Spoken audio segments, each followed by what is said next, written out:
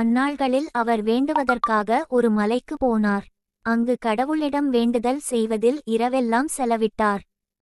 விடிந்ததும் அவர் தம் சீடர்களை தம்மிடம் கூப்பிட்டு அவர்களுள் 12 தேர்ந்தெடுத்து அவர்களுக்கு திருத்தூதர் என்று பெயரிட்டார். அவர்கள் முறையே பேதுரு என்று அவர் பெயரிட்ட சீமோன், அவருடைய சகோதரர் அந்திரேயா, யாக்கோபு, யோவான், பிலிப்பு, பர்த்தலமேயு, மத்தேயு, தோமா, அல்பேயுவின் மகன் யாக்கோபு, தீவிரவாதி எனப்பட்ட சீமோன், யாக்கோபின் மகன் யூதா, துரோகியாக மாறிய யூதாசு இஸ்காரியோத்து என்பவர்களே.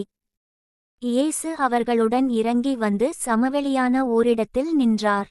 பெருந்திரளான அவருடைய சீடர்களும் யூதேயா முழுவதிலிருந்தும் எருசலேமிலிருந்தும் தீர், சீதோன் கடற்கரை பகுதிகளிலிருந்தும் வந்த பெருந்திரளான மக்களும் அங்கே இருந்தார்கள்.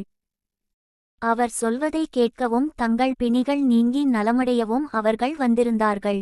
தீய ஆவிகளால் தொல்லைக்கு உள்ளானவர்கள் குணமானார்கள். அவரிடமிருந்து வல்லமை வெளிப்பட்டு அனைவர் பிணியையும் போக்கியதால் அங்கு திரண்டிருந்த மக்கள் யாவரும் அவரை தொட முயன்றனர்.